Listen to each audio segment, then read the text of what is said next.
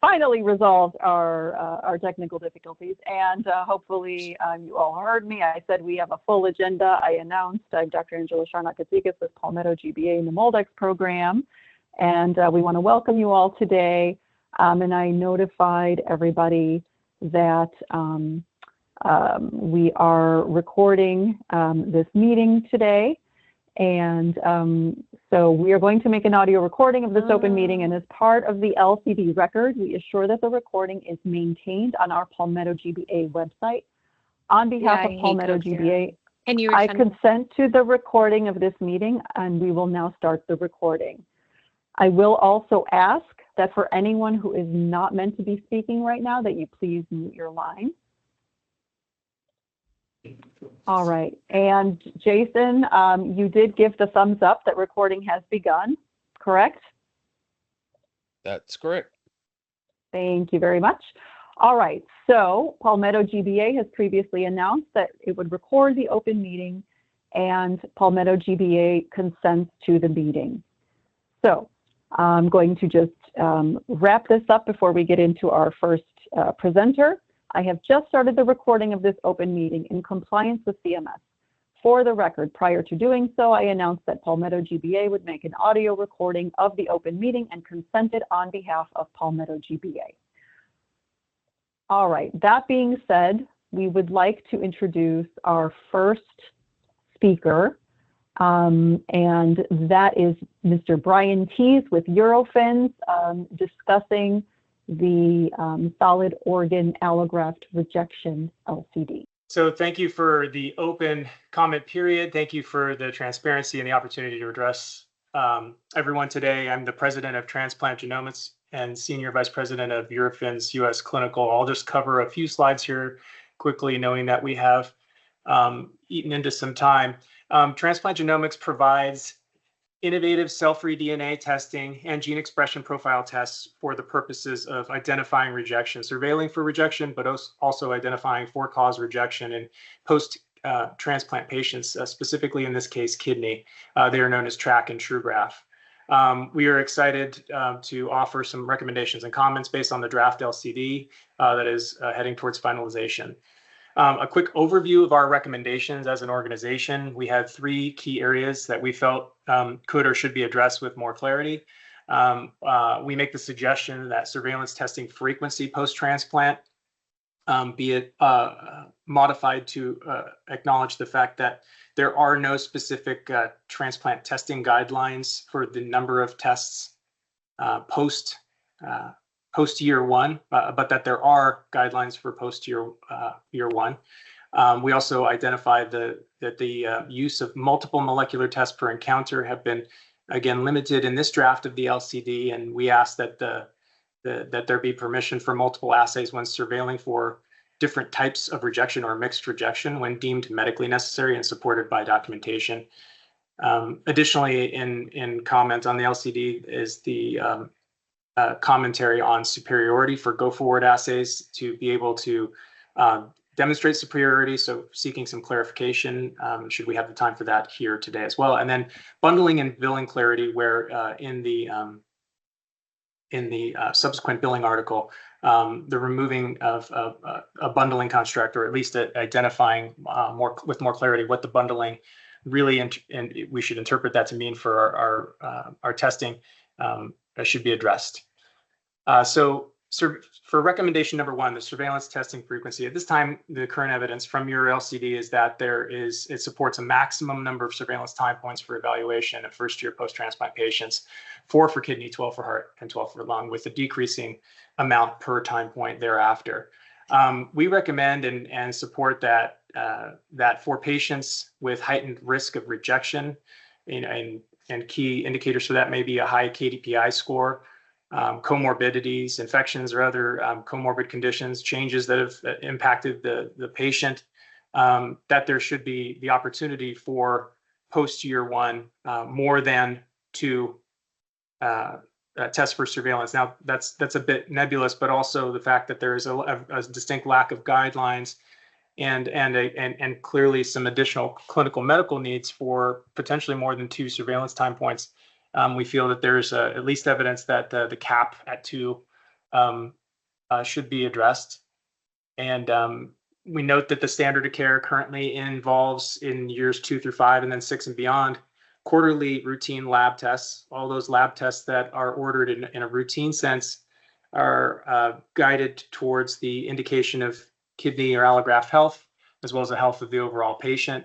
And that 30% of transplant patients and even more require adjustment to immunosuppression, and there's certain complications, of course, as previously mentioned, that may call out the need for additional surveillance episodes.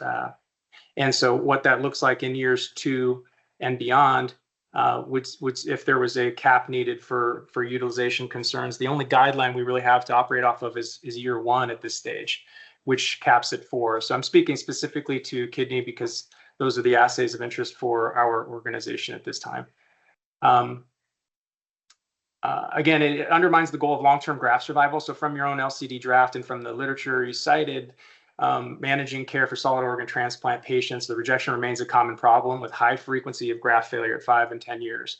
And with that as a statement, non-invasive molecular assays have come along and have represented an opportunity to provide more time points in surveillance to be able to identify in advance in certain types of testing like our gene expression tests, identify the early immune activation, the first and earliest indication of activation of a potential rejection event, such that a clinician nephrologist should be able to make an intervention on immunosuppressive therapies before damage is done to the kidney. So just using that as an example calls out why there may be more requirement for additional time points in the use of these tests.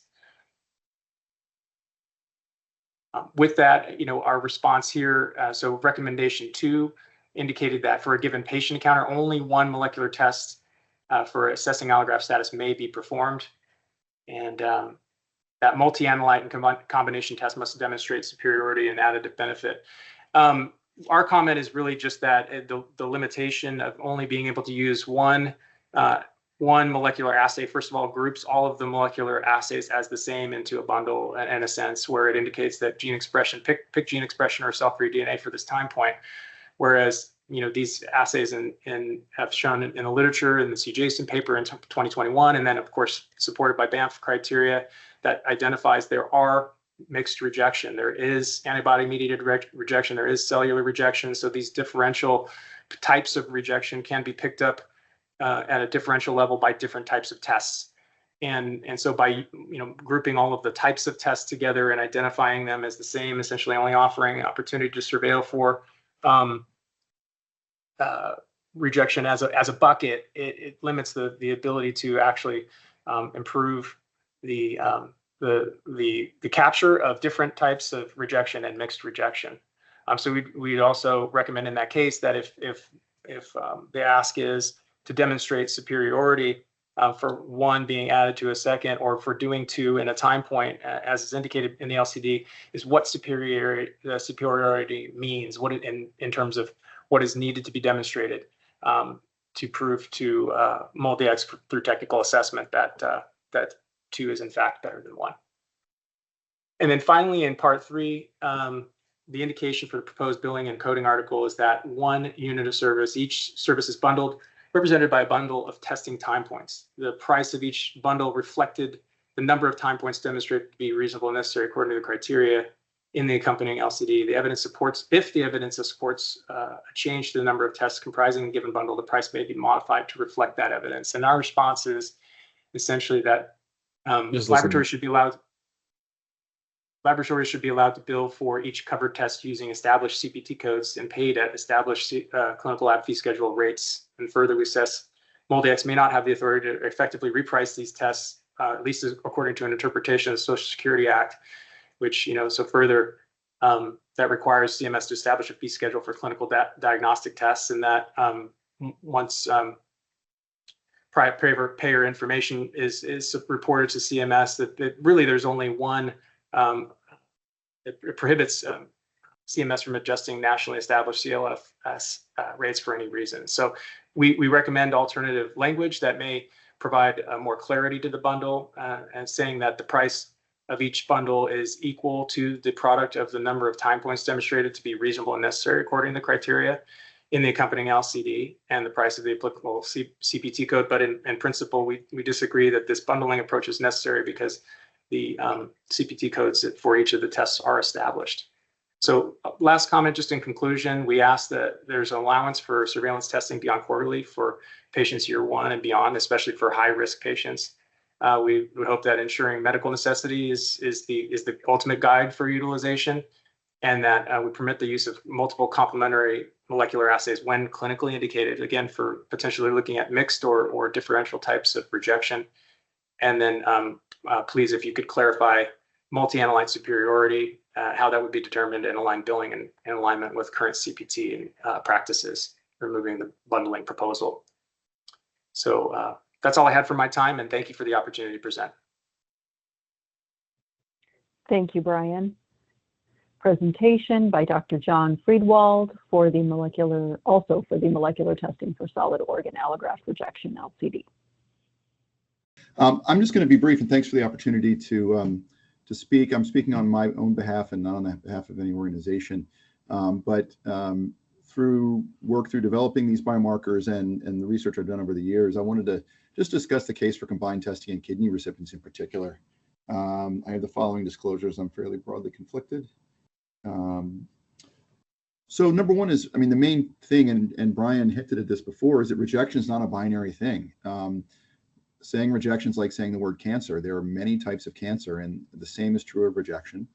And not only that, rejection is a waxing and waning phenomenon that can grow and strengthen and weaken. And so detecting the presence or absence of different types of rejection require different types of molecular diagnostic tests. And to lump them all as one test that is the same is not accurate. To support that, this is a publication from our research group from a few years ago now that looked at the combination of a gene expression assay, the TrueGraph assay, donor-derived cell-free DNA assay, and then the combination of the two in surveillance. And what this shows is that the combined test outperformed each individual test. And not only that, but although they had fairly similar performance when you look at them here, the gene expression test was better at picking up episodes of cellular rejection, T-cell mediated rejection, and donor-derived cell-free DNA we know is exquisitely sensitive for picking up antibody-mediated rejection. The two are different. They have different treatments. They have different prognosis. They occur at different times occasionally. Sometimes they can happen in combination. We call it combined rejection. And to show you that is just a breakdown here of that study, the patients I just showed you there in the previous slide. It's a fairly even mix of T-cell mediated rejection here in blue, antibody-mediated rejection in orange, and then the mixed rejection types in green. And so when you look at how the tests overlap and don't overlap, of the cases of rejection, you can see that the ones that were positive were in blue here for cell-free DNA and in green for the gene expression profile. It shows the true positives and the false positives and the true negatives and the false negatives here. But what you see is there's a fair amount of non-overlap on both sides. And so that's number one. Number two is when the combined tests were both positive, it further increases the positive predictive value. And that's really clinically meaningful. In clinic, we oftentimes will sometimes just adjust immunosuppression. Now that we've become fairly used to using these tests, we sometimes will just modify immunosuppression with a slightly abnormal test. But when you have a combined, both tests positive, that really pushes you to biopsy as soon as possible, because you're often dealing with a combination of cellular and antibody-mediated rejection, and the treatment for that can be very different than either one alone. And again, this just shows why the difference. And this quadrant over here is the cellular rejections, the antibody rejections on the right, and the bottom are the mixed rejections. And again, the blue circle are the positive cell-free DNA tests, and the green are the gene expression TrueGraph tests. And again, each one outperformed the other in the different types of rejection. So very simply, combining gene expression and cell-free DNA can increase the positive and negative predictive value of non-invasive testing, and give us a more accurate snapshot of whether someone's on enough immune suppression or not, whether we have to go rapidly to a biopsy, or whether we can safely avoid a biopsy. And when you have a double negative, that further increases the negative predictive value as well. And so I just wanted to highlight the fact that rejection is not a single thing. It is more than one thing. Just like you say, breast cancer is different than pancreatic cancer, is different than colon cancer. You wouldn't imagine one test to detect all of those things. And if we stray from this and limit ourselves to a single test, we may be missing important cases of rejection, they can be treated early. So that's all I wanted to say, and I appreciate the time and the opportunity to present. Great. Well, thank you so much for your presentation. We're going to move on to our next presentation. This one is by Dr. Tammy Della Melina, and this is on the biomarker testing for risk stratification in DCIS LCD. Thank you. Good afternoon. I'm going to share my slides now. I'm Dr. Tammy Della Melina. I'm a breast surgeon here in the Northwest, and I serve on the U.S. Oncology Surgical Executive Council representing breast surgeons, but I'm actually speaking on behalf of my patient. So just briefly, DCIS accounts for about 20% of cancers in the United States. And although this is a non-lethal disease, the patients, a subset of these will progress onto an invasive disease, and reviewing the data can be anywhere between 15 to 40% of our patients. And our patients that are candidates for breast conservation, which is the majority of patients, we know that the recurrence of these cancers warrants the use of adjuvant radiation in this patient population, and that it decreases the incidence of recurrence from about 28–30% down to about 10%. However, we wish to de-escalate care when appropriate, and we recognize there's a subpopulation of these patients where you are able to omit radiation therapy, and these biomarker risk assays really help us identify those patients. However, these same assays also identify a subset of patients that are an elevated risk of recurrence, even when we use the radiation and anti-estrogen treatments, and this is the residual risk group. So looking at these assays and this residual risk group, slide number 1 demonstrates in this graph, this group accounts for about 20% of the DCIS patients. And Leona, if you could cycle the slides for me, I would really appreciate that. Thank you. Slide 2, although it's obvious in this graph that the patients that are high risk for recurrence in the high risk group without radiation at 42% in this particular group. The following slide, slide number 3, this demonstrates that this residual group is at elevated risk for recurrence even after radiation treatment and recurrence at 15%. Slide number 4, this is a report of the biomarker risk assay, and this easily demonstrates this concept for us clinicians as well as to our patients. Here is a patient with a score of 9.2 at a high risk for recurrence without radiation at 42%, as one would expect. But this risk persists, this is on the bottom left, with a recurrence risk of 15%, even with radiation treatments and anti-estrogen treatments. But importantly, this also demonstrates that nearly half of these recurrences are invasive carcinomas. And so I would next like to share with you a patient that I'm currently taking care of in slide number 5. So this is an 85-year-old patient that in the year 2000 presented with DCIS, a grade 3, 1.4 centimeter, and I performed a lumpectomy and adjuvant radiation, which is our standard of care. I don't think any of us would omit radiation treatment in a 1.4 centimeter tumor with grade 3 prognostics. But then 25 years later, this patient presents in my office again with nipple inversion. She stopped getting mammograms around age 80, but then went on to a diagnostic mammogram with a new 1.4 centimeter retroreal irregular mass. Like a needle core biopsy revealed that this particular patient had invasive ductal carcinoma as her recurrence, grade 3. And she was very reluctant for a mastectomy and wanted a simple surgical solution. She was 85. Most of the disease was anterior. And so we elected to pursue a central lumpectomy with no planned additional radiation or possible. The simple solution was in that she had plans for her summer, including cruises along the Mississippi River with some elderly friends, and we wanted to get her healthy and recovered quickly. So we went on to the central lumpectomy, and indeed she had a large tumor, larger than expected at 2.4 centimeters of invasive ductal carcinoma, but we had clear margins, no nodes were involved. Yet she presented to the emergency department on post-op day 5 with severe pain and cellulitis. She eventually went on to debridement and a drain placement, delayed wound healing, persistent wound healing problems, and eventually wound up with a completion mastectomy. And we found were fat necrosis and fibrosis, the hallmarks of radiation changes, but no residual carcinoma. So now that I've shared her story, I'm going to actually show you this patient's course with her permission.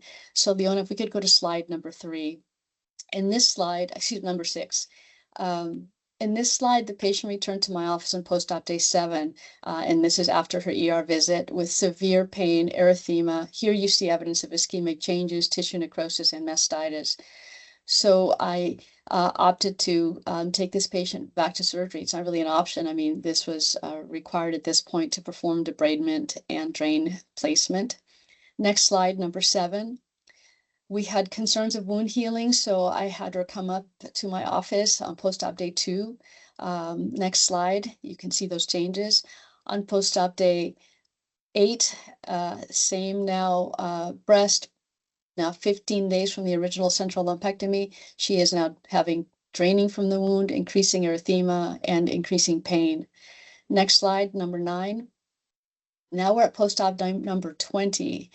From the debridement, almost a month after her original lumpectomy, she continues to have delayed healing, persistent erythema, her wound is breaking down, and again, she's in still severe pain. By post-op day number 28 from the debridement and 36 days after her original lumpectomy in slide number 10, we have wound dehiscence, drainage, erythema, and pain. And slide 11, now this is post-op day 33 and 41 days from her lumpectomy. She continues to suffer from pain. She has drainage, poor wound healing, and erythema is now beginning to extend across the midline and superiorly in this patient.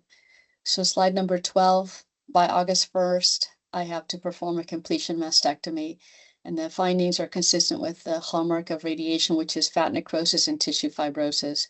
So in this photograph, she's now post-op day number 7, following 43 days after that debridement and 51 days after her central lumpectomy. So this patient has spent the entire summer in pain dealing with her condition. Next slide. Again, this is demonstrating that same risk report. Had I been able to use the DecisionRT biomarker analysis in this patient and had this risk assessment, we would have made different decisions, knowing that she was at elevated with residual risk of cancer recurring in her breast. We would have made different decisions today. She clearly states that. Next slide. So these tools, they offer predictive value for our treatments, and we can alter change our operations and our management of our patients. They're patient-centric as well as cost-effective. I firmly believe in radiation therapy. It prevents recurrences and indeed saves lives, but some of our patients don't benefit from these therapies. And as 50% of these cancer recurrences are invasive carcinomas, I'd like to know whether they're going to benefit from these radiation treatments or not, because if they're not, it's not only costly, but this costs the patient physically in their pain and also in their time of disease. We wind up performing an operation 25 years later that we probably would have done up front had we been able to use these biomarkers. And so I'm reluctant to practice medicine the same way today that I practiced 2 decades ago, when I've got better tools to personalize the care of my patients and de-escalate treatments, but also have the opportunity to escalate treatment or alter my operative management for these patients when appropriate. Thank you. Thank you for your presentation.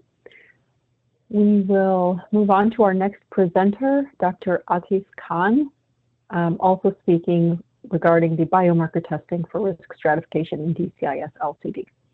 Well, thank you, everyone. I'll try to be brief because I know we're a little behind schedule, but I do appreciate the opportunity to bring this conversation to this group. And I really appreciate the prior speaker. I'm also here for my patients. And so with that, why don't we go ahead and get started? I'm not going to share any patient vignettes. I'm going to sort of just keep my comments to just the assay itself and kind of how I see it potentially being utilized. So just a quick word about myself. I'm a radiation oncologist. I work at the Memorial Sloan Kettering Cancer Center, where I lead the breast group. So everything related to breast radiotherapy, research and administratively kind of comes up through me. And at the institution level, I also co-lead the breast disease management team along with a breast surgeon and a breast medical oncologist. I was also a member of the CAC meeting in July 2024, so I appreciate having this opportunity to speak to this again. And also, I should note I have no relevant financial disclosures. I do also want to note that at the CAC meeting, I think there were 8 or 10 or so people there, clinicians, expert clinicians, and I think I was a little surprised to read the LCD draft because I think we had, a fairly high degree of consensus in the CAC experts that this assay is adding clinical value both to clinicians and to patients. And that really didn't come across. I think there's really only one dissenting kind of voice at the CAC meeting. It was just overwhelmingly positive otherwise. So I was a little surprised to see that. And just to kind of give away how the movie ends here, I don't believe the LCD authors have really arrived at the correct coverage determination that best serves the interest of American women who have a diagnosis of DCIS. So I think I would urge a reconsideration of the fundamental conclusion of the LCD. Okay, so a couple of things. One is I think the authors of the LCD, they do understand fundamentally the problem, right? The problem is that we have overutilization of radiotherapy, and as we've just seen, radiotherapy is a treatment that is associated with a potential for serious toxicities.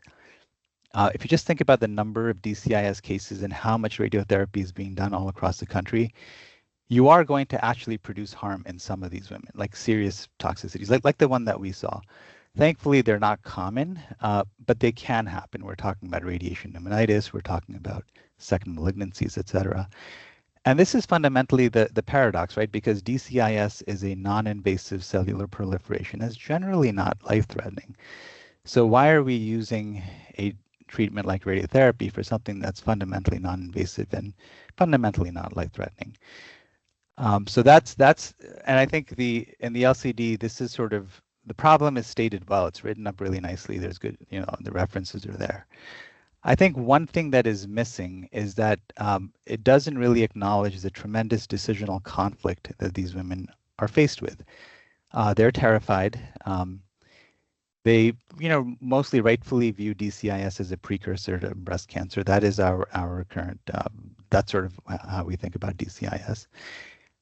And they're really questioning whether they should be getting this radiation or not. And I think the scale of this problem really can only be appreciated by clinicians, and it is just a massive problem that American women face. So I think that part of it doesn't really come across in the draft LCD. So I just wanted to I wanted to state this problem. And the other thing that I'll state is that this is a problem that's happening now. It's happening today. It's going to happen tomorrow. It's kind of, although we are in the mode of evidence generation, we also have to acknowledge that an acute problem exists today, and that in our current status quo, we are almost certainly producing unnecessary harm in some American women by way of unnecessary treatment.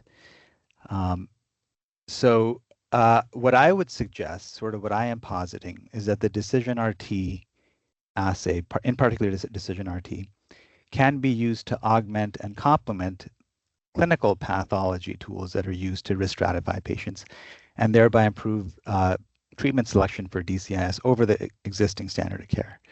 I'm going to speak to this a little bit, and I'll speak to sort of the criticism or the limitations that are pointed out in the LCD. So one thing that is stated in the LCD or sort of pointed out is that the clinical pathological tools that we have currently, and let's say that the state of the art is the MSK nomogram in the domain of clinical pathological risk stratification. Can these tools sufficiently identify women who have a sufficiently low risk of IBTR to warrant omission of RT?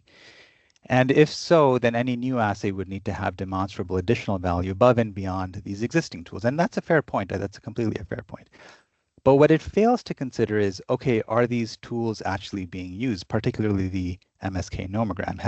Has it been adopted? Are people actually using it? And I think the answer there is no. It actually isn't has not adopted, has not penetrated into practice, and it's not routinely being used. In fact, what is typically used is using RTOG 9804 criteria, which are much less granular sort of way of, just a much more limited way of trying to risk stratify these women. And certainly these criteria do not have the external validity, et cetera, that the MSK nomogram output has. And so that's actually what's happening on the ground. And I think that's true. So then the question, again, we return to this idea of, can the decision RT improve the current standard of care? And I would, again, suggest that there is currently sufficient clinical validation in the evidence that demonstrates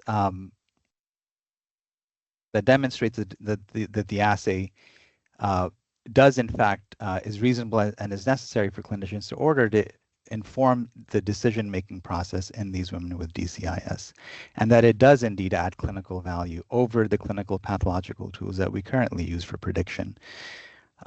I think the claim that the decision RT biosignature is just recapitulating clinical pathological stratifiers is not accurate, and I'm going to show you why.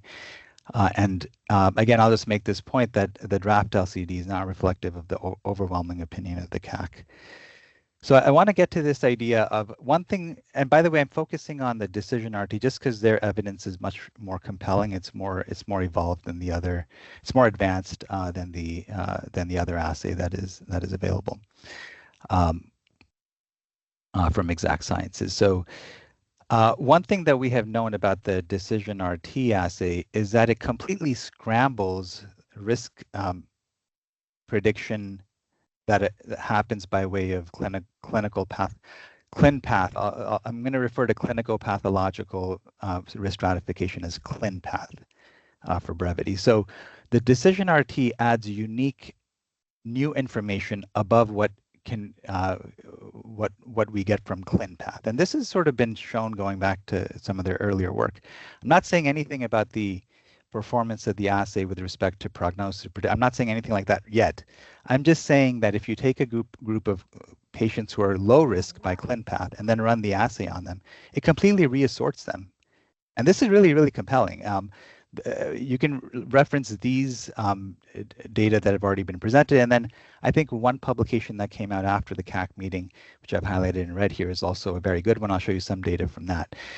So depending on which tool you use, because there's a couple of different ways of taking the same information like patient age, grade, margins, etc., and creating some type of weighted prediction tool. There's a couple of different ways to do this, or weighted or unweighted, but there's a couple of different ways to do this. But regardless of which of these you look at, whether it's RTOG 9804 or MSK nomogram, and this is important because it's not perfectly capturing it just because of the limitations of the data that exists. But for all of these accepted ways of identifying women who have low risk DCIS, when you go back and run the assay on these same specimens, 50% or more of them reclassify out of this low risk ClinPath category into the high risk category.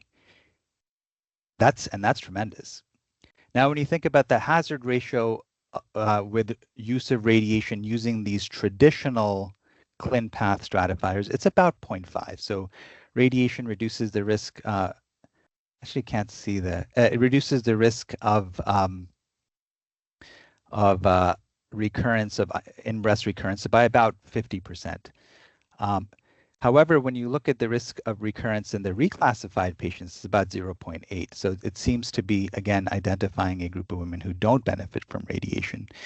And I think the reason this is happening, and I think the reason these women are sort of being reassorted and the risk profile is sort of scrambling with the assay, is that currently the only cell-intrinsic mode of understanding how aggressive that DCIS is grade.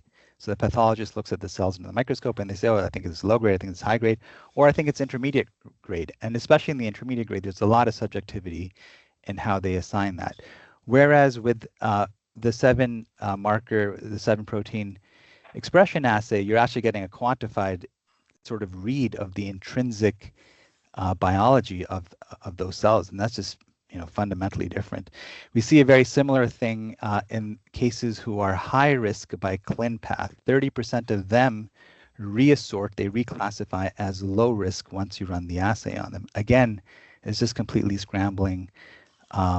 It's sort of scrambling, the readout from ClinPath. And so I think the claim that the decision RT biosignature is just recapitulating ClinPath stratifiers, in my mind, that's just a non-starter. I think that's just not true. Now, getting back to the hazard ratio here, this is important because when you think about the ClinPath, let's say 9804, you tell a woman that without radiation, your risk of recurrence, you have low risk DCIS, that's great, but without radiation, your risk of recurrence is about 15%. At 15 years, it's about 7% with radiation. And she says, well, it's that seems like a big reduction.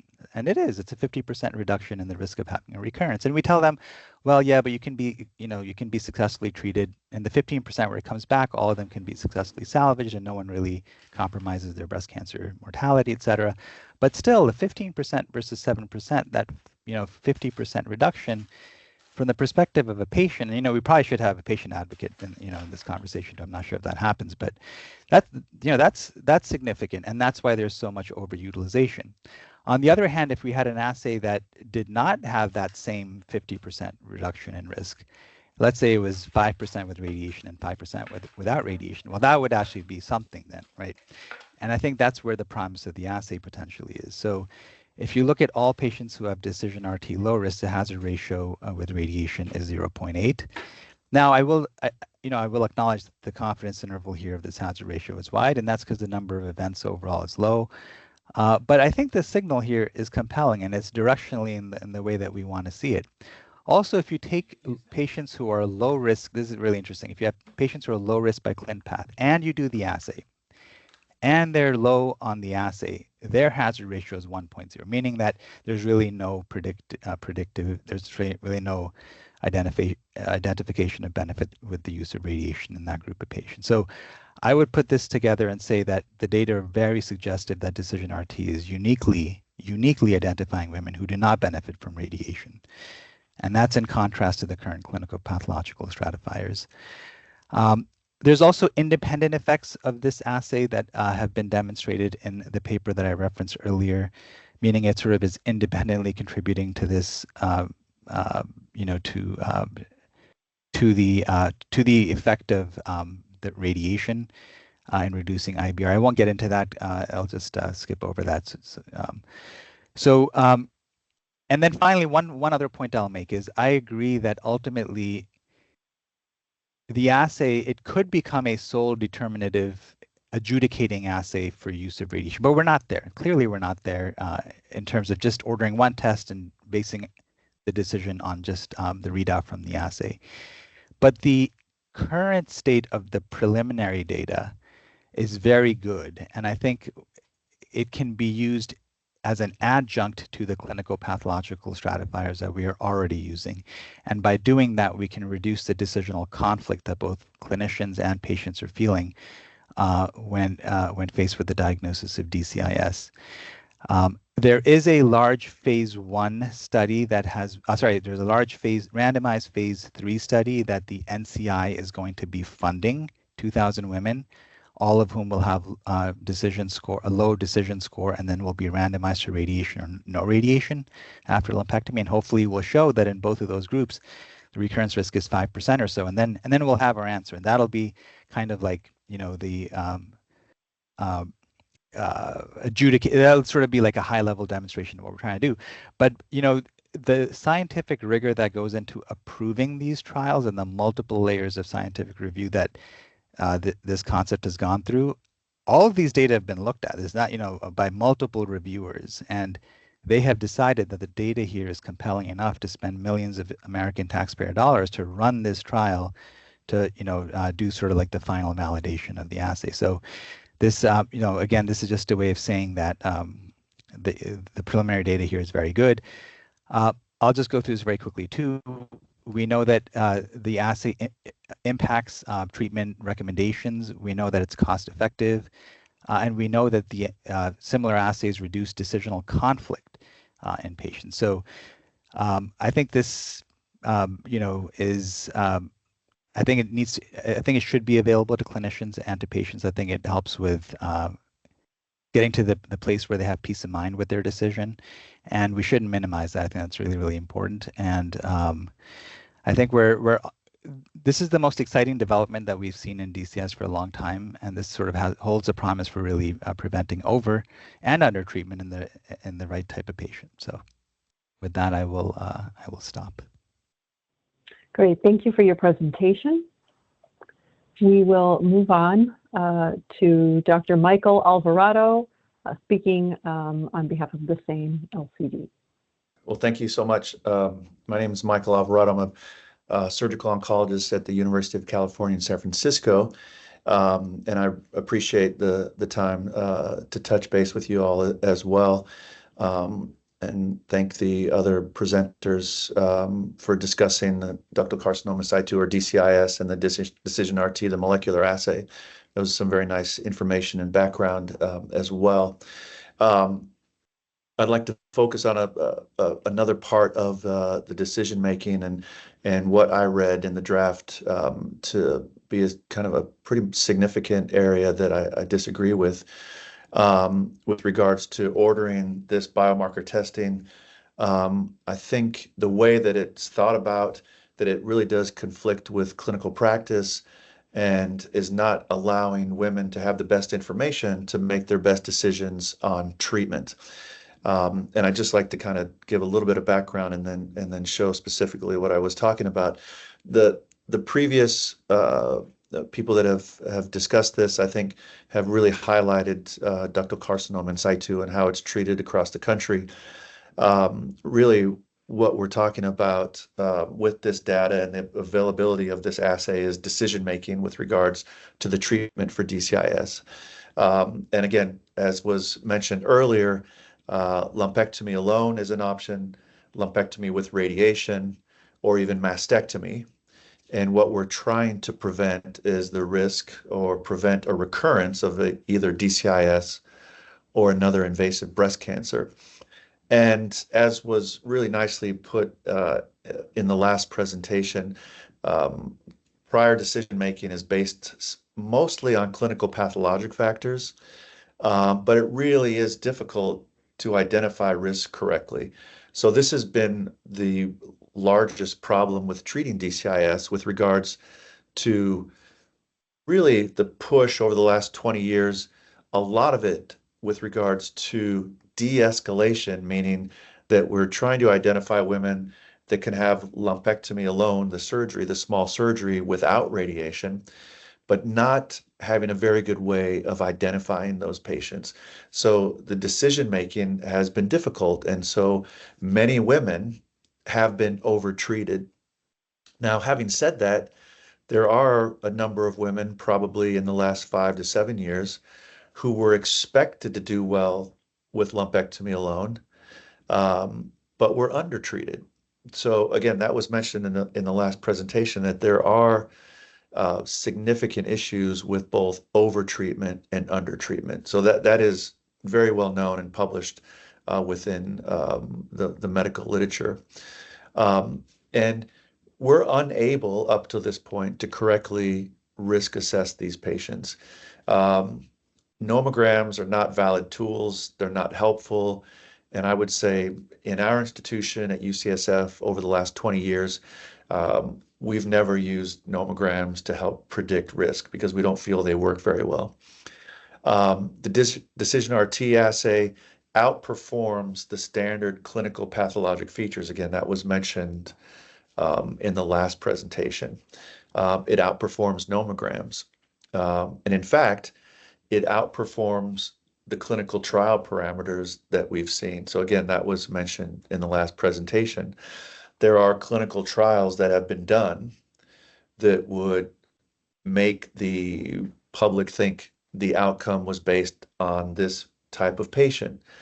But when you go back and reassess those patients with a molecular assay, what you find is that not all of them fit those parameters, and you're going to have women that are either undertreated or overtreated. And physicians need the correct data to discuss treatments so that patients can make shared decisions. So I think that's what I really want to drive home as well, is that we want to offer patients the best information we can so that they can make the best shared decision for what they want to do with regards to their treatment. This is an incredibly important part of not just seeing a new patient with DCIS, but in all of medicine. Shared decision making is necessary, but can only be done if we're able to give our patients the best information to help them make these shared decisions. Now, specifically, what I'd like to point out is an aspect of utilizing molecular assays when we see new patients. And it has been proposed that you shouldn't be allowed to use this assay for women that may be considering mastectomy. But that kind of goes against the whole concept of information and shared decision making. Mastectomy is a treatment option that I discuss with patients, along with breast conservation or lumpectomy, and we do that at the initial consultation. And patients want to know what their treatments are going to be after the surgery. Am I a candidate for no radiation? Am I a candidate for just radiation after lumpectomy? Do I have such a high risk that maybe mastectomy would be better for me?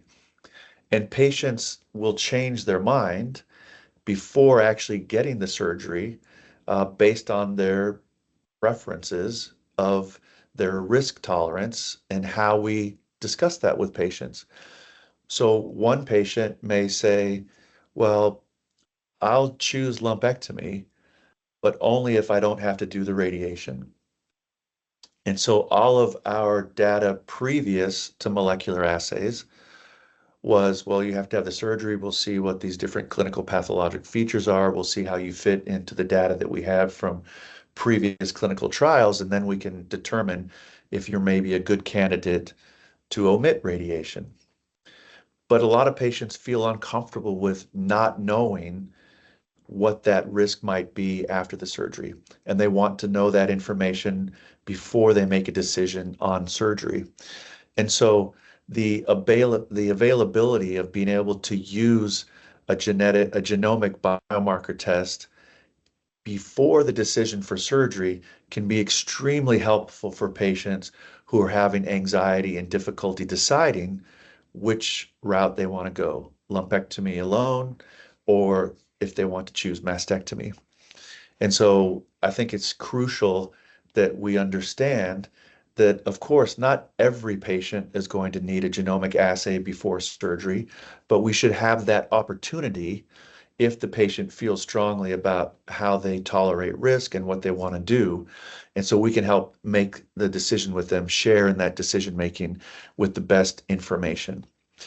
And I think it's important to understand that we utilize genomic assays for breast cancer before surgery, for invasive breast cancers, to think about what the options are going to be for adjuvant therapies such as chemotherapy or no chemotherapy.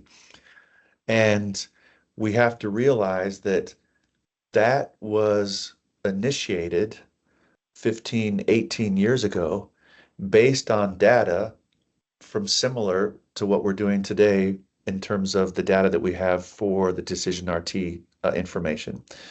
So genomic assay was used 15, 18 years ago when we had retrospective, prospective data showing that that genomic assay outperformed the standard clinical pathologic features for invasive breast cancers to determine chemotherapy or hormone therapy alone. And we would often order that before surgery to get some information to see if the patient was going to need chemotherapy. Could we make decisions about surgery based on that data? And so I'm able to order those tests for patients before surgery in my invasive breast cancer patients.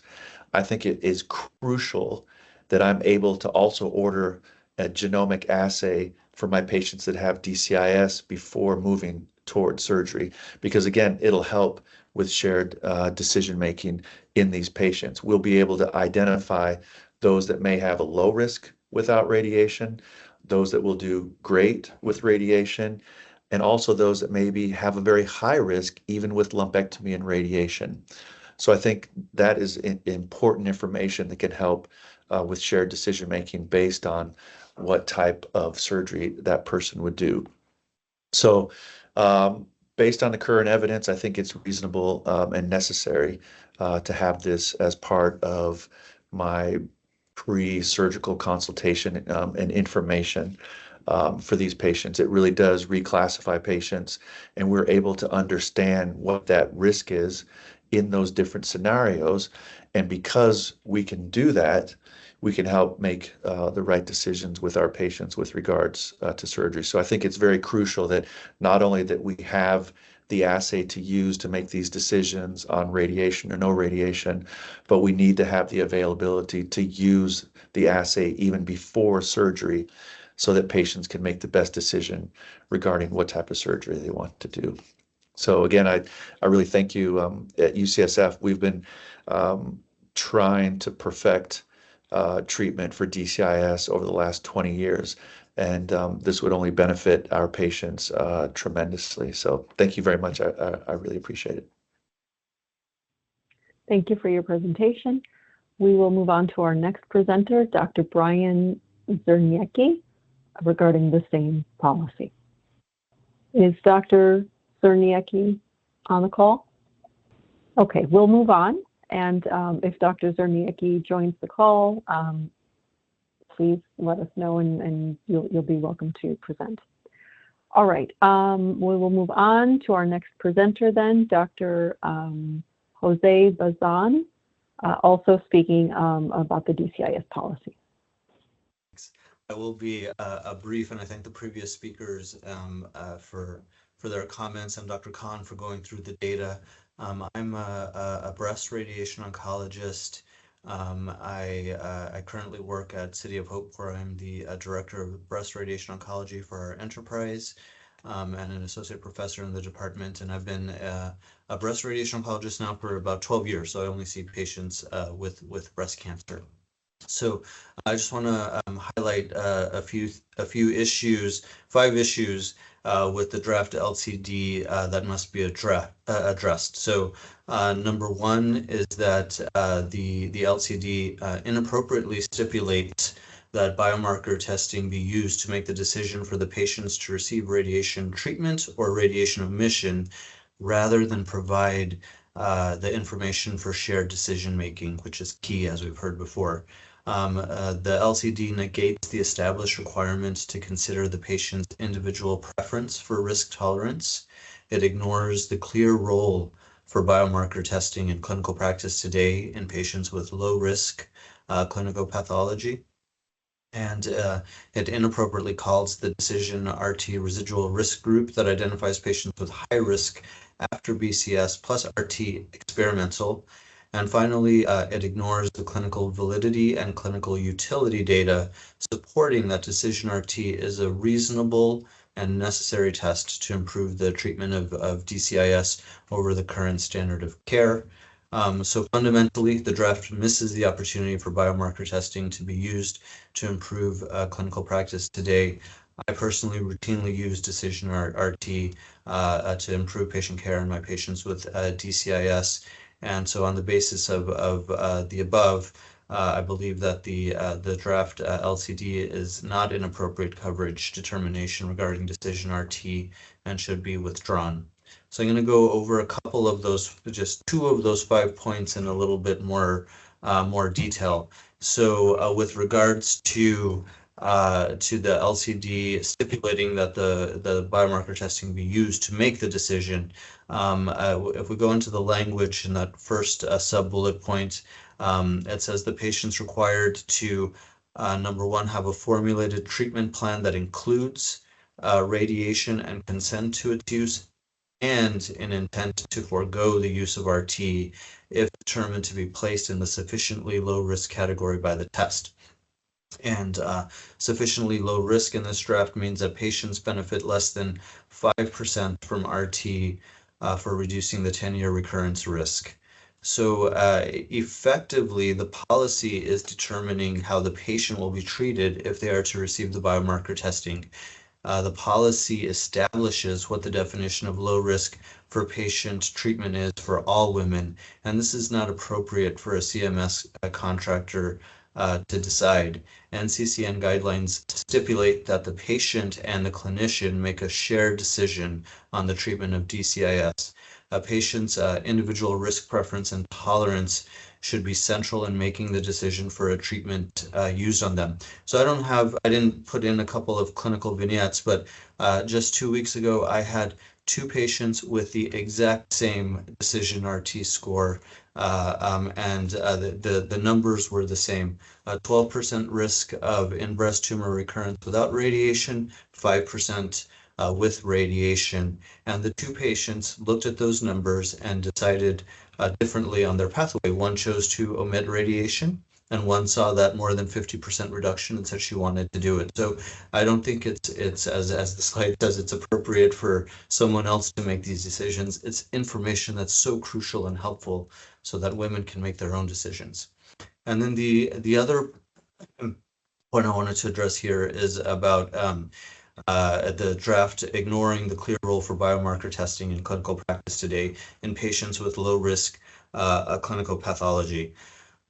So as Dr. Khan really eloquently demonstrated, there is solid clinical validity and utility data supporting the use of Decision RT. Decision RT reclassifies a high percentage of patients with low risk clinical pathology to decision score high risk. You saw on Dr. Khan's slides, over 50% of patients that we think are low risk by RTOG 9804 or 60% by the Memorial Sloan Kettering nomogram are reclassified into this high risk, and they have elevated risk of recurrence and benefit from radiation. The test also identifies some patients with low risk clinical pathology as having residual risk, as we saw in the first presenter, and the woman had not the best outcome. So the test changes the recommendation for RT for patients who have low risk clinical pathology but high decision RT scores. And again, I routinely use this in my practice. So finally, I just want to say, speak to some proposed revisions. I think a revised LCD should recognize that biomarker testing is a tool for shared decision-making rather than a mechanism to dictate RT use. It should acknowledge the established clinical validity and utility of Decision RT in identifying both low and high risk subgroups. It should remove the prescriptive requirement that a patient's treatment plan must already include or exclude RT prior to testing. And most importantly, it should respect patient autonomy and individualized care as central tenets of DCIS management and consistent and concordant with NCCN guidelines. Thank you. Thank you for your presentation. With that, we will move on to Dr. Troy Bremer regarding the same DCIS policy. Is Dr. Bremer on the line? My name is Troy Bremer. I have a background in bioengineering. I'm the Chief Science Officer and co-founder for Prelude. So it has been a goal for 25 years and more to try to use clinical pathology to risk stratify patients. Unfortunately, none of these tools have identified patients that are perceived by the community as having a low enough risk for omission of radiation therapy. The tools are intended to be able to improve risk assessment. Unfortunately, clearly molecular tools are needed to be able to do a better job than what's available today. And I think everyone has agreed on that. There's a lot of different criteria that have been established over time. These criteria include grade and size, age of the patient. Again, unfortunately, these criteria typically identify patients with more than a 10% risk. And this is unfortunate because, the target that's been espoused commonly is about a 10% risk at 10 years as an acceptable target for risk after treatment. So, there's a number of issues that we'd like to address and discuss. As indicated on the prior slide in references 1 through 9, We have patients who clearly have been identified with low-risk clinical pathology in a number of studies. There's an opportunity to be able to improve those. There was an acceptable target of about 1% per year that's been identified over 10 years for an outcome for a reasonable risk remaining after treatment. The new standard is different. Instead of looking at this from a prognostic endpoint, it's predicated on predicting RT benefit. And then this is, of course, a more burdensome approach. In previous assays, the approach has been prognosis, which has been used to be able to demonstrate improved care for multiple different existing molecular tests in breast cancer. The draft also uses the new standard of sufficiently low risk as part of a set of patient requirements to determine who can and cannot receive radiation therapy after breast-conserving surgery. Unfortunately, this effectively, again, removes the patient preference and individual risk tolerance that patients have in terms of their treatment as part of shared decision-making that's available today. The draft proposes the biomarker test should really be used in a black or white manner for the emission of radiation, and effectively, the proposal concludes that unless a biomarker test is performed in this manner and really is replacing clinical pathology, that it's not as useful. The perspective of the draft to limit access to biomarker testing and mandate how biomarker testing is going to be used and how novel performance requirements are going to be required for biomarker testing appears to be more arbitrary and unreasonable than what's needed. So, when you look at the draft and risk stratification, low risk patients often have recurrent risks that exceed the common referenced 1% per day, per year. And patients with low risk clinical pathology do make shared decisions on choosing to omit radiation therapy today. So a biomarker test that further stratifies low risk patients, define those with elevated risk, would help improve informed decision making and prevent undertreatment. When we think about the data that's been published, here we're looking at data from 5 different cohorts. It's in a lot of patients, and it's showing a consistent reclassification of patients who have a RTOG 9804-like low risk. And from this clinical pathologic low risk assessment, it's reclassifying these patients to high risk. And what's shown here is the consistency in terms of comparisons between all these different cohorts, that it's at a near coin flip for which of these patients who might be choosing to omit radiation therapy today would be reclassified as high risk by the DecisionRT test. In a more recent publication, we're looking now specifically at a broad way of looking at a number of different low-risk clinical pathology assessments. So these patients with low-risk clinical pathology based on RTOG 9804 or MSKCC or VNPI or common used factors like age and grade, or similar to that with ECOG 5194 is low risk for lower intermediate grade. All of these different criteria, we identified 50+% of these patients as being reclassified into the DS high risk. And based on having known 10-year outcomes from these patients, we identified that these patients did indeed have a high risk result, typically about a 20% risk of recurrence if they had a high risk identified by the DecisionRT score, even though they had low risk clinical pathology. Also shown here is that these patients had a really targeted benefit from radiation therapy, where they had about a 70% relative risk reduction.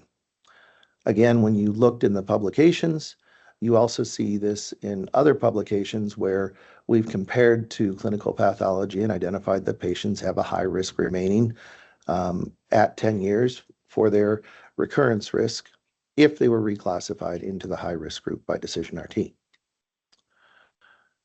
The draft, unfortunately, does not acknowledge an obvious use case for improving treatment with biomarker testing, and that really is this reclassification. Here we're showing in the previous slide the reclassification rates. We know that these patients have a high risk of recurrence in multiple publications in terms of their 10-year risks. And we also know that in general, these patients with higher scores have higher risk remaining. So this is true in general and also in patients with low risk clinical pathology. Unfortunately, the draft is concluding that the DecisionRT test does not improve assessment over clinical pathology, but the data indicates that we're providing information that was not obtained from clinical pathology in a very relevant clinical population of patients. We looked at comparing this test to a number of historic tools. There is not a great standard in terms of clinical pathology and exactly how it's used today. So we looked at a broad number of tools, a VNPI, MSKCC, 90-4 criteria, ECOG criteria. And what's interesting is that when you look at this, you could use a pure categorical basis, but you can also use a continuous basis for assessing the test. And so when we use the continuous basis, it's not about any threshold. And we have looked at multiple different thresholds for evaluating this continuous test score.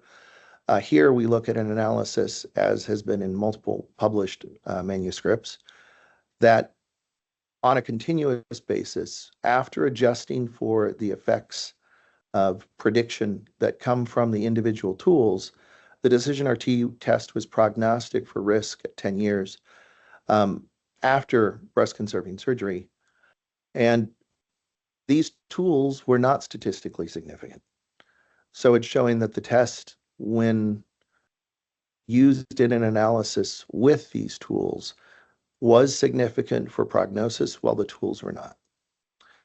We also looked at this for, as was discussed by a previous presenter, can you identify the risk remaining after breast-conserving surgery and radiation? And here we looked at DecisionRT, its residual risk subtype, and it was prognostic for the 10-year recurrence risk after treatment with breast-conserving surgery and radiation, but the clinical pathology tools that we looked at it in combination with were not statistically significant. So this was done for these tools on a continuous basis with the test, and it's showing that the test is adding information that's statistically significant after accounting for the clinical pathology's tools that have been used to assess risk. Unfortunately, the draft is concluding that the test does not add significant value beyond clinical pathology risk assessment. And I think it's just, it's important to be able to point out that the data is contradicting this and that we do have the data that's shown in multiple publications. When we talk about this test as well, the test consists of a biosignature that has been the same biosignature the entire time for the decision score. And here we are using it as a continuous basis again, while in other cases it's also been assessed on a categorical basis. So when we talk about this in terms of clinically validated populations and using this test, the test is both identifying patients that have a high risk or a low risk from patients who were originally considered low risk by clinical pathology. So about half of the patients who had low risk clinical pathology, if we look at it categorically, have been reclassified as high risk, and they have high 10-year risks remaining without radiation and have a significant benefit from radiation. And the remaining of the patients have a low risk of recurrence when they have both low risk clinical pathology and now a low risk assessment by the test. And that low risk of recurrence is also associated without a significant benefit from radiation therapy. When we look at reclassification as well, in patients who have low risk, which is about half of the population, in clinical practice, these patients also showed significant changes in their treatment decision-making with their clinicians. So the recommendation of about 31% of patients who initially were not recommended radiation were subsequently recommended radiation in low-risk clinical pathology populations. So about 58% of patients met low-risk criteria like RTOG 90-4, ECOG 5194, and 38% of these low-risk patients were initially not recommended radiation. So this was in a large prospective evaluation. And of these patients, about 31% who met low-risk clinical pathology were initially not recommended or subsequently recommended radiation therapy after DecisionRT testing. So consistent with the data that had known 10-year outcomes for patients who are reclassified to high risk, These patients, when they were reclassified, were subsequently recommended to have radiation therapy. Likewise, about 49% of patients initially recommended to have radiation were not recommended to have radiation. These patients, again, met low-risk clinical pathology. About 62% of these patients were initially recommended radiation, and about half of these patients were not recommended radiation after DecisionRT testing, showing that the DecisionRT test had impacted the recommendation for radiation therapy. And these are in patients whom had a recommendation initially after considering clinical pathology without DecisionRT. So in summary, we believe that data from multiple publications has shown the test to be clinically useful. There's sufficient evidence showing that it's been clinically validated and clinically useful in prospective assessment, and that it has analytical validation showing the test can be reasonable and necessary. We think there are a number of issues that need to be addressed in the structure and approach of the draft LCD, and we respectfully request that the draft be withdrawn and these issues be reconsidered. Thank you. Thank you for your presentation. Our next presenter is Matthew Mega and Dr. Paul Gauthier for the molecular testing for solid organ allograft rejection LCD. Okay, great. Thank you so much. Appreciate the opportunity to discuss the proposed LCD for molecular testing of solid organ allograft rejection. I think we've had multiple conversations about some of this language. I'm just going to cut to the chase, and Dr. Gauthier is not going to be able to join. Apologies, but given the change in timing here, it's just going to be me. I'm Matt Mega. I'm Senior Vice President of Market Access at Natera. The three topics, one of them or two of them are related, relate to surveillance frequency. The first in kidney transplant, and then in the years post kidney, first year kidney transplant, kidney, heart, and lung. And then we also want to discuss the coverage of simultaneous pancreas kidney transplant based on the current language in the draft billing and coding article. So just cut to this chase here. So in the LCD, you have the language here to assess for subclinical rejection of an allograft, i.e. in surveillance testing. You're proposing these preset number of frequency time points, 4 in kidney, 12 in heart, and 12 in lung in the first year, and then 2 per year in subsequent years. So I wanted just to present some information that you may not be aware of that might inform the decision on how many assays should be included in each of those timeframes. We will make the recommendation here that in the first year post-kidney transplant, that the clinical guidelines support 7 tests, and then in subsequent years for each of the different organ types, 4 years are recommended. So the American Society of Transplant Surgeons has released guidance on use of cell-free DNA in kidney transplant assessment that recommends 7 tests in the first year post-transplant, and that comes directly from this ASTS document. The initial, their recommendation is to use cell-free DNA in surveillance analysis, and then the testing frequency. They note that the most robust clinical validation study for surveillance comes from the DART study, which recommends testing at monthly intervals from 1 month to 4 months post-transplant, and then quarterly thereafter, thus the 7 tests in the first year post-transplant. Additionally, up to date, which is actually the standard, I think, in the assessment of, at least is used in assessing whether something should be a covered service. And certainly this was what Dr. Gauthier was going to speak to, what he commonly refers to. They do have guidance for use of cell-free DNA. I think the most important thing here is that the recommendation for serial cell-free DNA measurements. The point being, if in the years post 1 year, you're only getting 2 tests, that doesn't allow for serial testing. That would only allow for basically one per every 6 months, and you can't get trends if you're only doing twice per year. So I think that does inform the recommendation for 4 in the subsequent years. Similarly, in heart and in lung, the ISHLT has released guidance on use of cell-free DNA for surveillance testing. And I, pulled this straight out of the November 2023 guidelines that note that you should perform surveillance monitoring at least quarterly, 4 times per year in the first year following heart transplantation. And then again, they recommend and reference that quarterly post year 1 surveillance protocols. Similarly, with regards to lung transplant, after the first year post lung transplant, it's routine, standard of care, and recommended perform frequent monitoring at least every 3 months for acute rejection. So in those subsequent years, the 4 tests per year would be the more appropriate frequency. And then I wanted to address this note that's in the draft article that accompanies the LCD, that to date, no test has been approved for use in patients who've undergone multiple transplants. I did want to highlight that the use of donor-derived cell-free DNA in simultaneous pancreas kidney transplant is well studied. There are multiple publications that address the value in this setting. They're noted here on the right, and we'll include these, of course, in our written comment. But it's been clinically validated and utilized for monitoring rejection since 2022.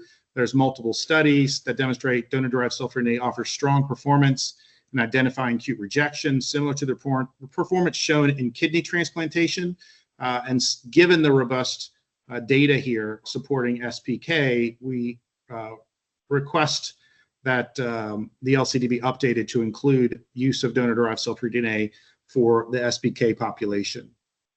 So, and just in summary, the surveillance frequencies in kidney transplant, we make the recommendation that year 1 be 7 tests, and that's to allow for the consensus and existing clinical data that supports that frequency. And then post that 1 year, the recommendation would be quarterly for kidney, heart, and lung transplant.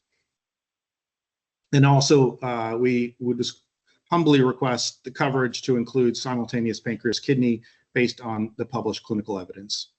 Thank you for the opportunity to comment. Great, thank you for your presentation. All right, next we have Jennifer Douglas speaking on the DCIS LCD. Hi there. Thank you so much for allowing me to speak today. This is a little bit of a different side than what we've heard. My name is Jennifer Douglas. I am a DCIS survivor. I'm an author and I'm a patient advocate. And I'm here today to urge you to reconsider the recent decision to limit and remove coverage for DCIS biomarker testing, such as Oncotype DCIS and DecisionRT. As we know, biomarker testing is the standard of care for invasive breast cancer.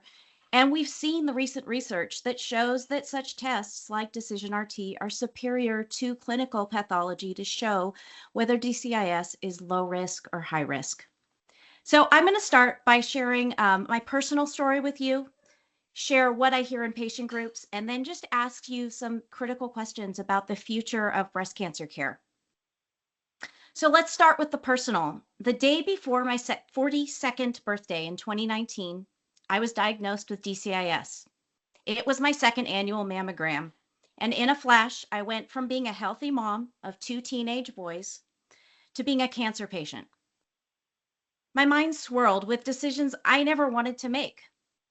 While my DCIS was caught early, it was low grade, I quickly learned that stage 0 didn't mean 0 challenges. My surgical and oncology team encouraged me to consider a lumpectomy plus radiation. So I read the research, did the genetic testing, and since I was negative for genetic variants, I decided that I would opt for a lumpectomy plus radiation. My radiation team encouraged me to proceed with whole breast radiation plus a boost since I was in my early 40s. I wasn't aware of DecisionRT at the time, but I was willing to do whatever I needed to do to reduce my risk of recurrence. But I had no idea how hard radiation would be. The 20 treatments caused me significant fatigue. I was a healthy young woman, and the fatigue devastated me. In addition, I experienced significant burning and peeling twice. Radiation was easily one of the most challenging parts of my DCIS treatment. If I could have safely skipped it because my tumor biology indicated I was low risk, I may have made a different decision. And in fact, in 2022, I needed to have a lumpectomy on my non-cancer breast. It was benign, so I didn't need any further treatment. I was back to my life in a few weeks. No fatigue, no burning, no tissue soreness. It was a stark contrast to my 2019 experience, and it really helped me understand the true cost and impact of radiation treatment. I know that if I ever have another DCIS diagnosis, I'm going to ask for Decision RT if my insurance covers it. So let's talk about the community impact. I finished DCIS treatment. I was like, wow, that was hard. So I decided to write a book and join the greater advocacy community. And over the last 5.5 years, I have spent hours working with patients, being in DCIS patient groups, learning about the new standards of care for DCIS patients. And my primary touch point is with DCIS patients who are making difficult decision treatments. And it's often about surgery. And I see radiation drive surgery decisions all the time. In addition to the fear of radiation, there is significant time and financial toxicity associated with radiation.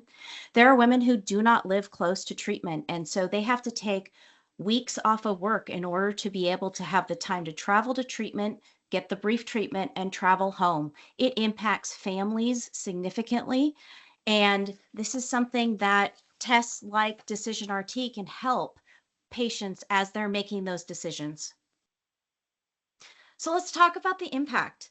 As breast cancer treatment continues to evolve, the question is, do DCIS patients deserve the option to request a test that may help them and their medical teams make better and more personalized, individualized treatment decisions?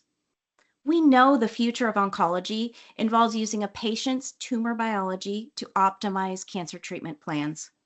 I heard the 2024 CAT call, and it showed that every participant was highly committed to providing the best possible options for DCIS patients. In invasive cancer, this is no longer a question. Patients are ordered mammoprint or oncotype to determine whether or not chemotherapy would benefit them. If DCIS treatment is truly to be advanced, we need access to the most advanced tools, and those need to be covered by insurance. While this decision is specifically about patients in the Medicare population, private insurance often follows the lead of Medicare decision treatments like this. And I believe we need to consider the impact that limiting or removing access to biomarker testing like this would have on DCIS patients like me. Thank you. Thank you for your presentation. Next, we have Donna Pinto speaking about the same LCD.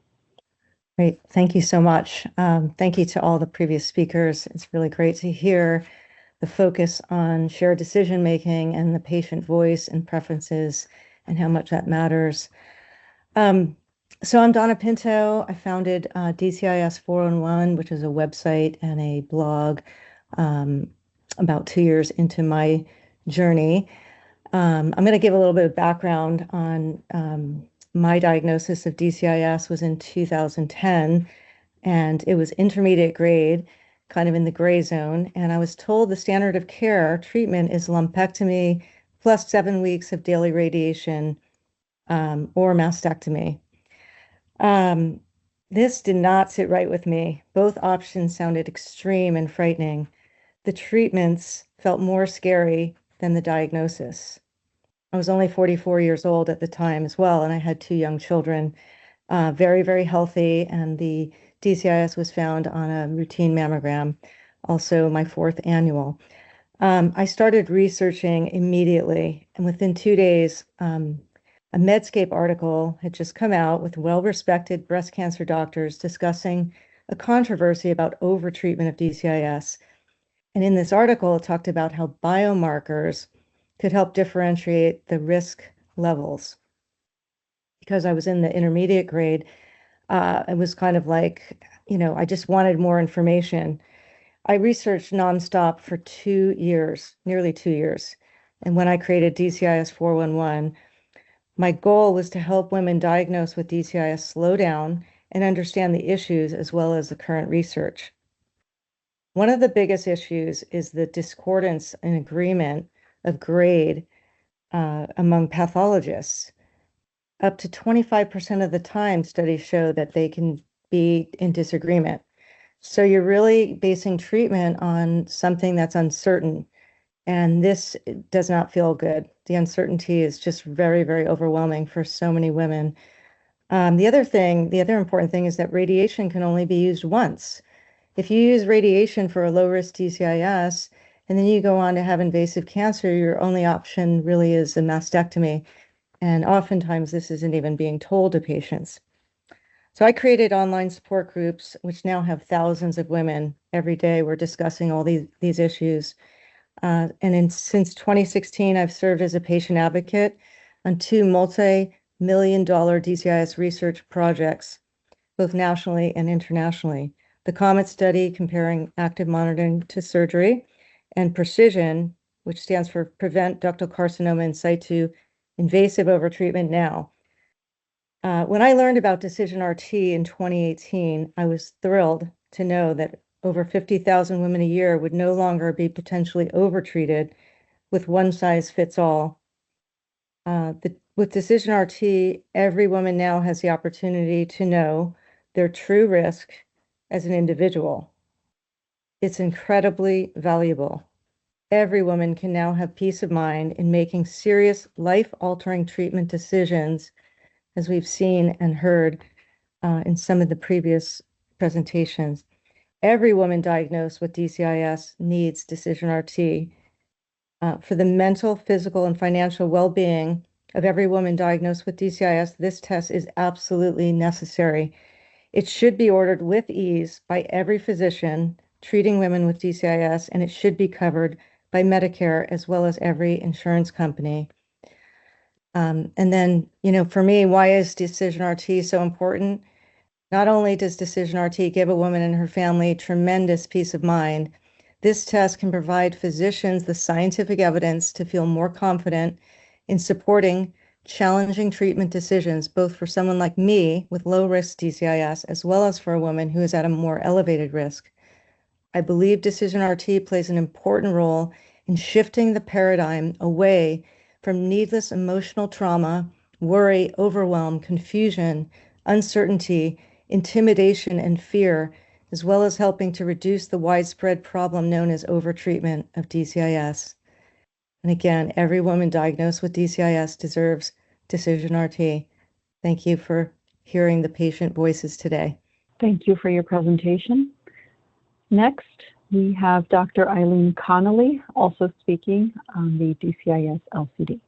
Thank you. I'm Eileen Conley. I'm a radiation oncologist at Columbia University. I'm the lead for the breast cancer radiation group, as well as the clinical research lead at Columbia. And I was a member, and I did participate in the CAC on this DCIS biomarker in July. So let me see if I can advance.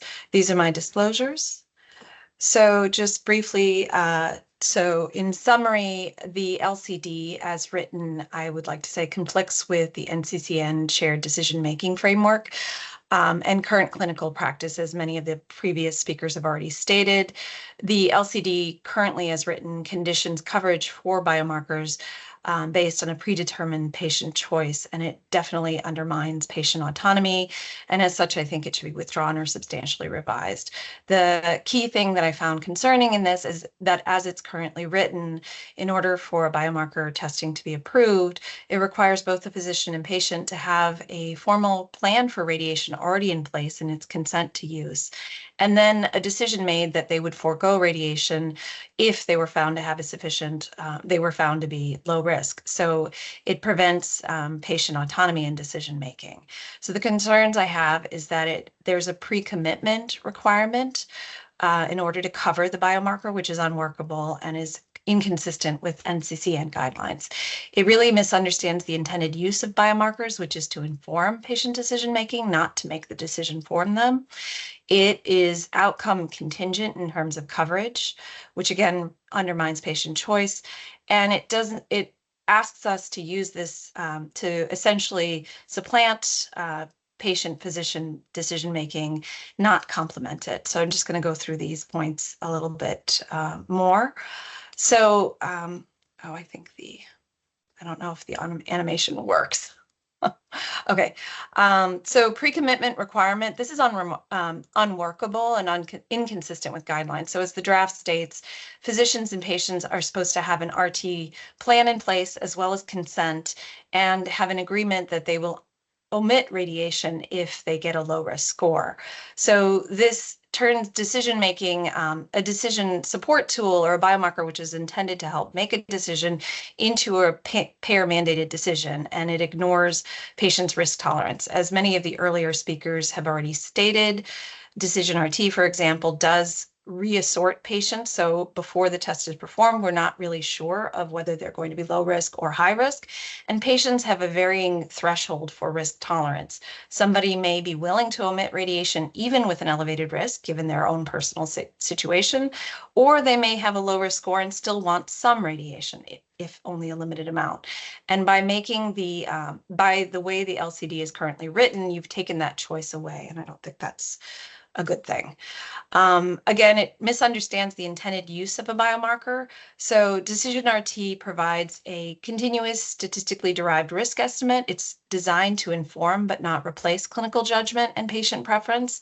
So it's not supposed to be the intended or sole determinant of radiation. As earlier participants in this commentary have stated, while there is significant data that it helps us determine risk of recurrence and benefits of radiation, we don't have randomized clinical trial that proves you can omit radiation, and there are patients who are still risk averse and would like to get some radiation.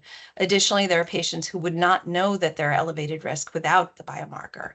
So I think it's necessary to use this as a tool to inform our decision making and incorporate it with the other standard clinical and pathological features as well as patient wishes. Additional concerns is that it's outcome contingent coverage, which undermines patient choice. So the way it's currently written, you would have coverage only if you agree to omit radiation if you have a low risk score, for example, not allowing the patient to change their mind. And this is at odds with the NCCN guidelines, which state that the patient's wishes should be incorporated in decision making. And finally, as we know, biomarkers are meant to enhance decision making. They're not currently meant to supplant or completely replace clinician expertise. So right now, it's stated that the way it's written, you would think that the biomarker would supplant the patient's expertise as well as the physician's expertise as well as the patient's choice. So while there's a lot of good data and I support the use of DecisionRT, it shouldn't be the sole decision maker with regards to a patient receiving or not receiving radiation. And it may, in fact, we use it often, and I use it quite a bit in my own clinical practice to inform decisions as to the intensity of radiation that we give or for omitting it, but it shouldn't completely make the decision for us. So revisions that I would suggest is to remove the pre-commitment clause and replace it with something that doesn't require a decision before you get the test made. So this would allow, as an earlier speaker has said, the ability to order the test before surgery, which it may influence that decision. You need to clarify its role. It's an adjunct. It's to be interpreted alongside other clinical pathologic features as well as patient preference in a shared decision-making process. It's not intended to be the sole or principal determinant of radiation. It decouple coverage from the ultimate treatment choice or a payer-imposed absolute benefit cutoff, because while one patient may be comfortable with a 5% risk of recurrence, another may not and wish for radiation, and we should allow patients to have the ability to inform the final decisions. And I think you should adopt a practical documentation standard to use biomarkers. So it's reasonable to require physicians to talk about indications, how the results might change management, and a summary of shared decision making. But I don't think you should require a predetermined decision before the biomarker in order to pay for the biomarker. So I just like to reiterate, like everyone else said, I think this is a wonderful tool that really does benefit patients significantly and should be covered. I just think it should be used in a way that allows patients to participate in decision making, and it shouldn't be a solely used to make the decisions. Thank you. Thank you for your presentation. That was our last presentation for this open meeting. We thank you for your participation and your patience. And with that, we will conclude this open meeting today.